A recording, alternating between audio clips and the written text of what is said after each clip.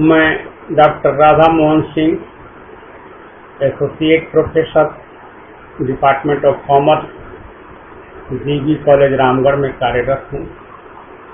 छात्रों, आज हम लोग BCom part 3 honours 7th paper income tax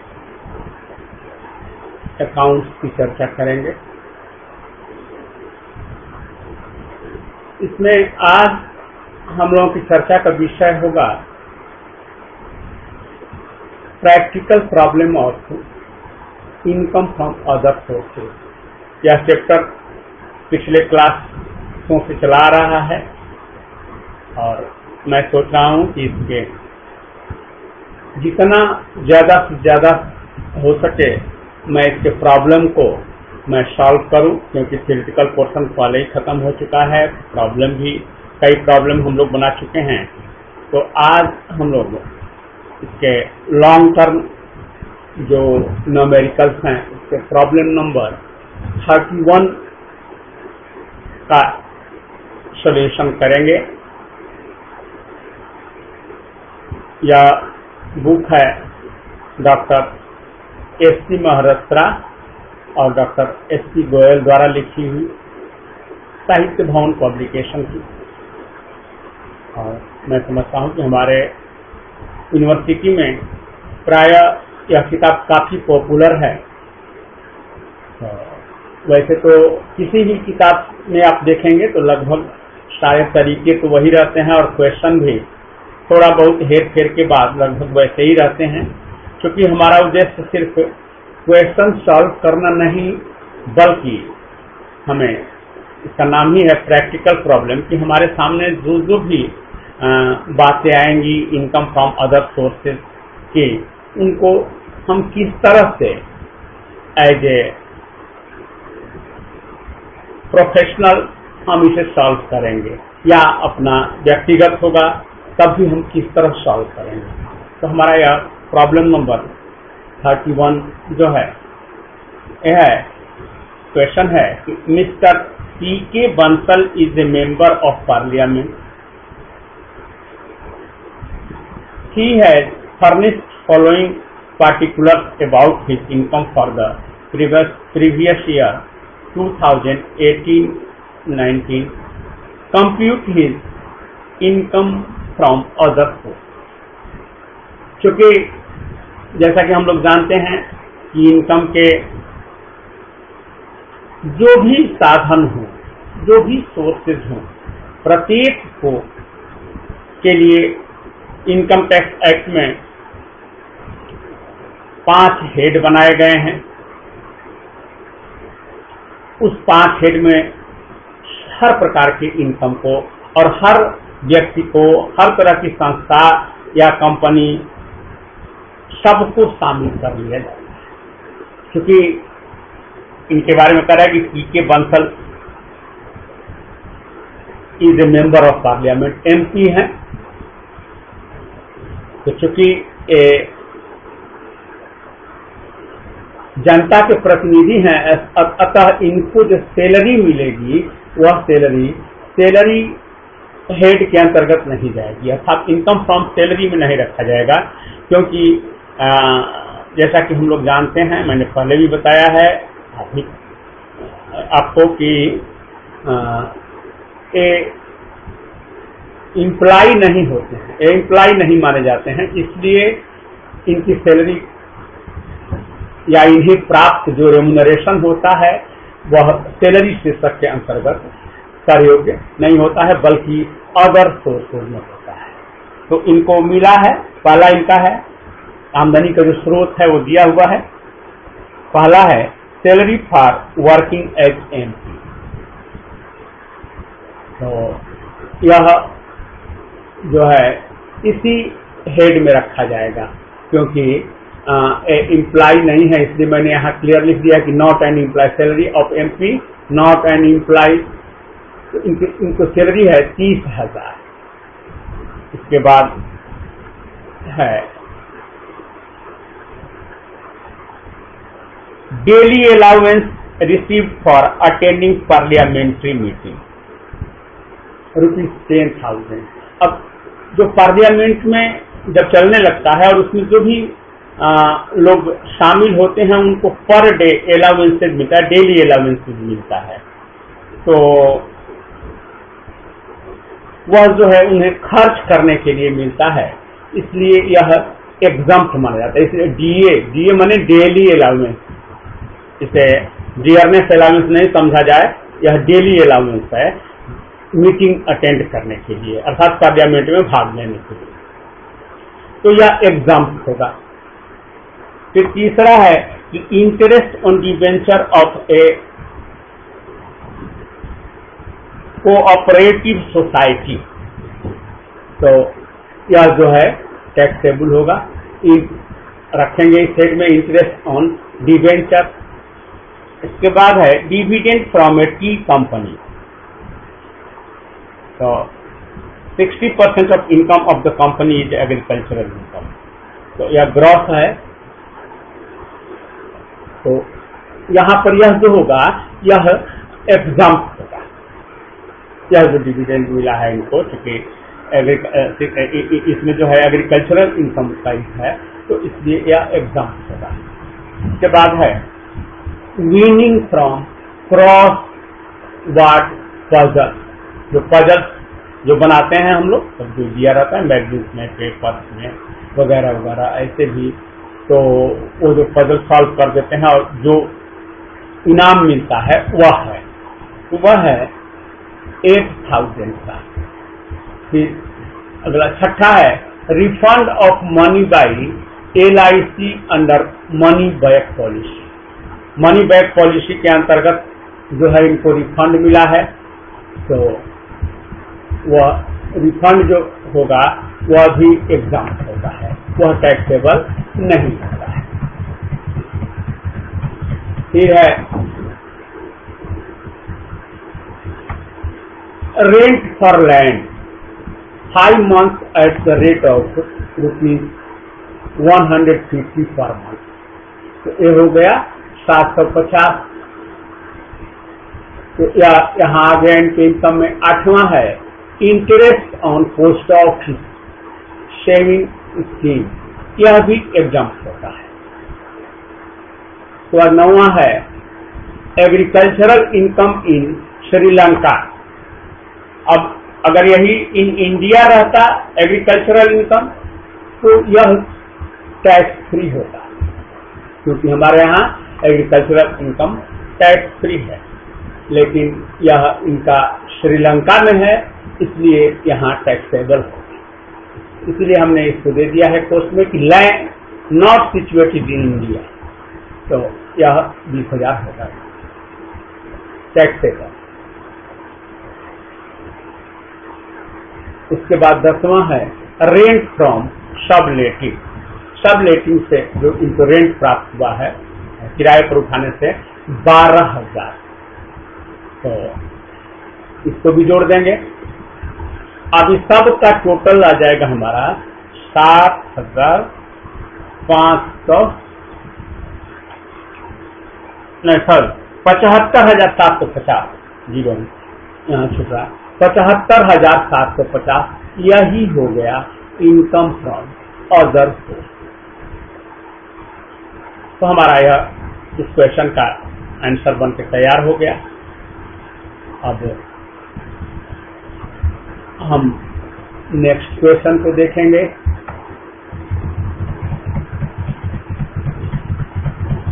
next हमारा है प्रॉब्लम नंबर 35, इसी बुक का है जो मैंने बताया था, doctor H.C. Mehrotra and doctor S.P. Goyal द्वारा लिखित पुस्तक।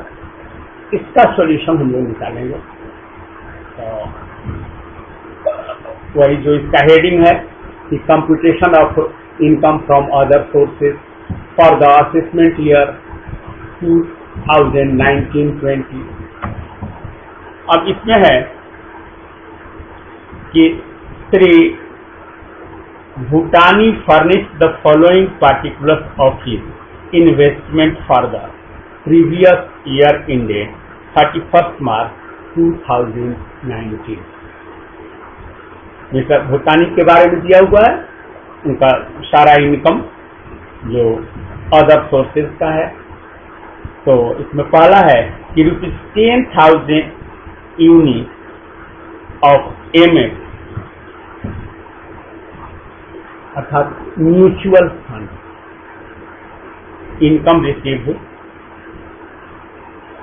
1,200, उससे इनकम हुआ है। उसके बाद दूसरा तीसरा पूरा क्वेश्चन है।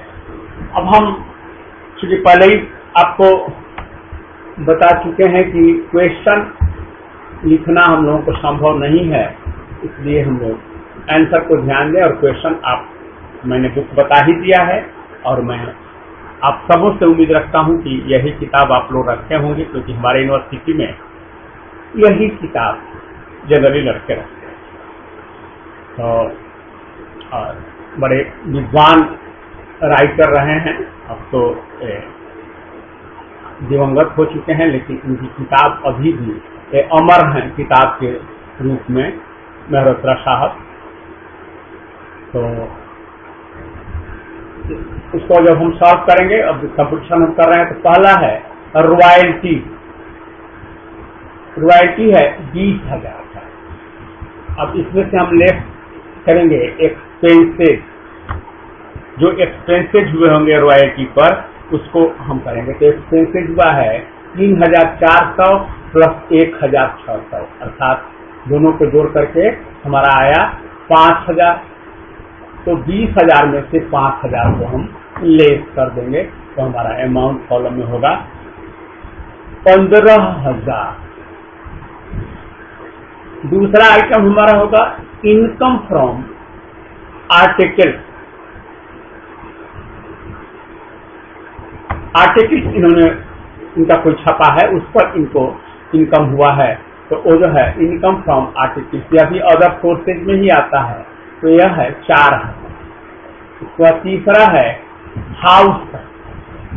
तो हाउस सबलेट मैंने किराए पर उठाया गया, जिससे आमदनी हुई 18,000। और लेस 1/3 एक्सपेंसेस, तो जो भी एक्सपेंसेस है उसका 1/3। तो इनका एक्सपेंसेस दिया हुआ है क्वेश्चन में 12,000 और 1,800 और 2,000। तो तीनों को जब हमने जोड़ा तो 15,800 आए। तो इस 18,000 में 15,800 को हमने लेस कर दिया। तो लेस करने के बाद हमारा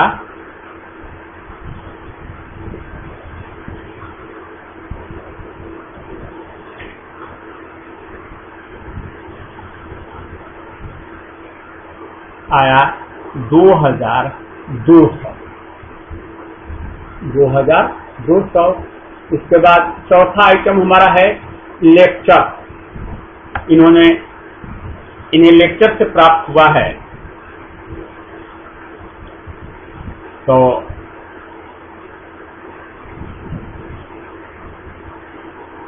$60 अर्थात हमारे क्वेश्चन में है, इनको मिला है कि डॉक्टर पहवा रिसीव्ड ₹60 पर लेक्चर, 60 रुपया पर लेक्चर के हिसाब से delivered eight Ambedkar institute during the previous year. He delivered 20 lecture. उन्होंने 20 लेक्चर डिलीवर किया और प्रत्येक लेक्चर पर इनको 60 रुपया प्राप्त हुआ, इसलिए 60 × 20 बराबर 1200। इसके बाद है कि he is an examiner in university. University में एक एग्जामिनर थे। This source gave him a remuneration of ₹2,600। इनको रेम्यूनरेशन के रूप में प्राप्त हुआ है 2,600। इसको यहाँ हमने लिख दिया। इसके बाद छठा है इन्विजिलेशन वर्क। उन्होंने इन्विजिलेशन वर्क में भी जो है इन्होंने पाया है 400 रुपया। ये भी टैक्सेबल होगा। इसको भी लिख दिया गया। इसके बाद 7वां है card games etcetera. Card game से भी इनको आमदनी हुई है, तो उससे आमदनी हुई है इनको 6,500 रुपये कार्ड गेम से।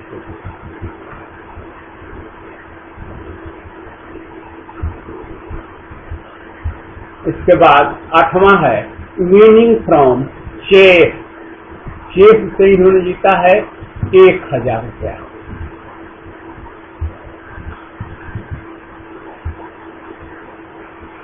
चेस से इन्होंने जीता है 1,000।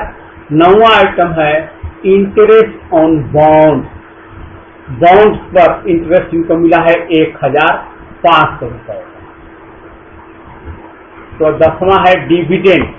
तो वो जो डिविडेंड होता है वह एग्जम्प्ट होता है, या हम लोग पहले भी जानते हैं, तो यह एग्जम्प्ट हो जाएगा। इसके बाद 11वां है एग्रीकल्चरल इनकम इनको हुआ है, वह भी एग्जम्प्ट होता है।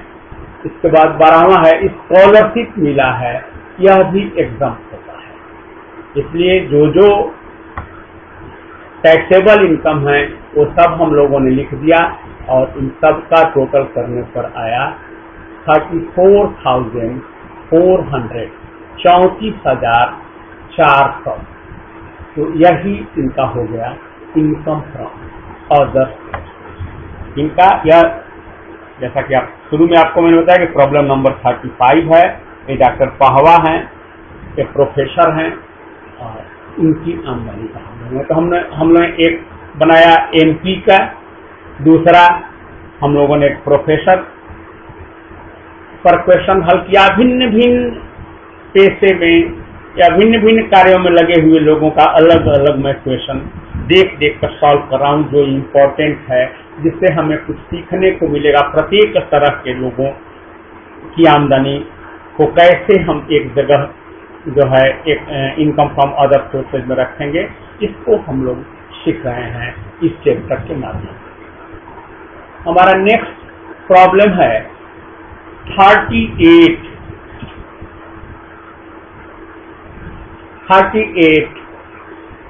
अब इसका हम लोग सॉल्यूशन करेंगे। तो यह क्वेश्चन है कि calculate income from other sources from the information given below. निम्नलिखित सूचनाओं से जो है आप अदर सोर्सेज का इनकम ज्ञात कीजिए। इसमें पहला है कि received ₹30,000 as gift from his friend. उसके फ्रेंड से उसने पाया है।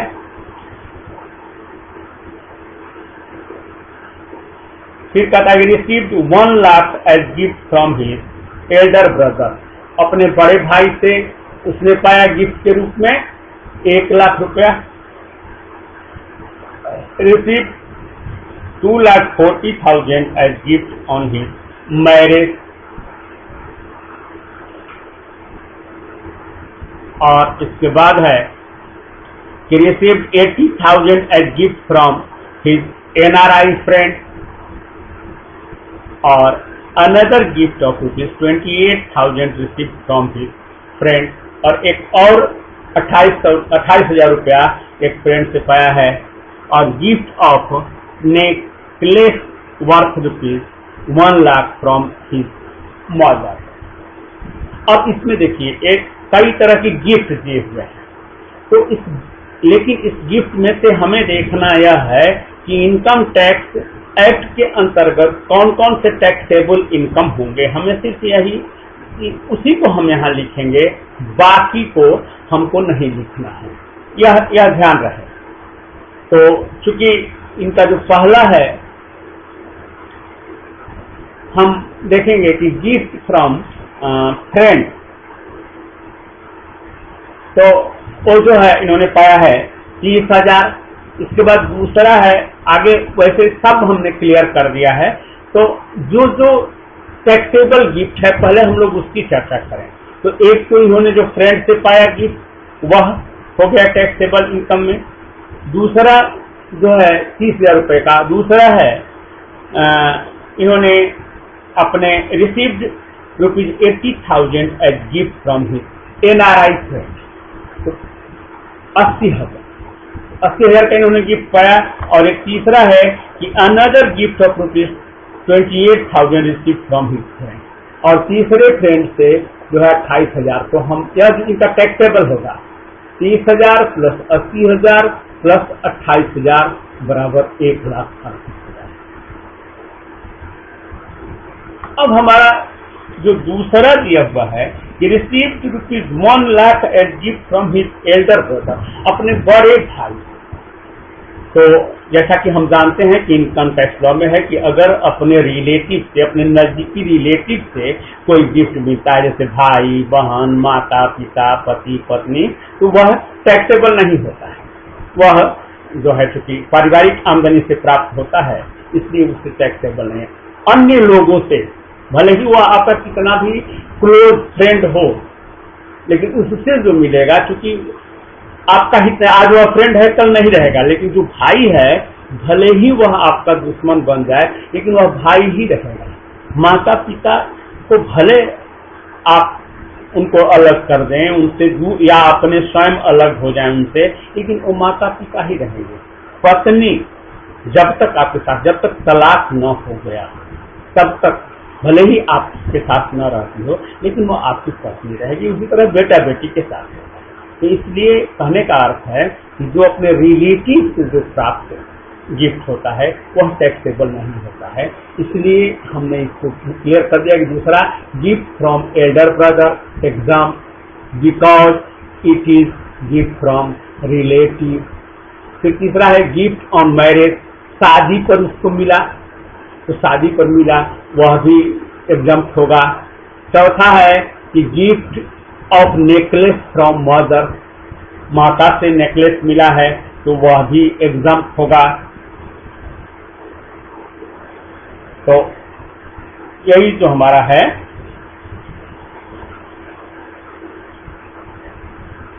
क्वेश्चन है। इसलिए हमारा इनकम फ्रॉम अदर सोर्सेज जो होगा वह होगा 1,38,000। बाकी अन्य कोई हमारा टैक्सेबल इनकम में नहीं आएगा। यही हमें ध्यान रखना है। यह थोड़ा बाकी से हट करके था, सिर्फ गिफ्ट के बारे में, क्योंकि हमें कंफ्यूजन न हो इसलिए हमने इस क्वेश्चन को सॉल्व किया कि हमें गिफ्ट के बारे में कोई कंफ्यूजन न हो। तो हम लोग समरी के रूप में कह सकते हैं कि यदि रिलेटिव से प्राप्त जो जितने भी गिफ्ट होंगे, जो भी हमारे सगे संबंधी, जिसे हिंदी में कहते हैं कि सगे संबंधियों से प्राप्त जो भी उपहार या गिफ्ट होंगे, वे टैक्सेबल इनकम की श्रेणी में नहीं रखे जाएंगे, उस कैटेगरी में नहीं होंगे। लेकिन अन्य लोगों से, भले ही कोई क्लोज फ्रेंड ही क्यों न हो, अगर बाकी अन्य से अगर कोई गिफ्ट मिलता है तो वह टैक्सेबल होता है। तो यही हमें ध्यान रखना है। तो आज के लिए बस इतना ही। और बाकी आपसे, जैसा कि मैं बार बार अपील करता हूं कि किसी तरह के कंफ्यूजन पर आप जरूर हमें कमेंट के माध्यम से जो है हमें सूचित करें, ताकि आपके कंफ्यूजन को हम दूर कर सकें। बस आज के लिए इतना ही। धन्यवाद।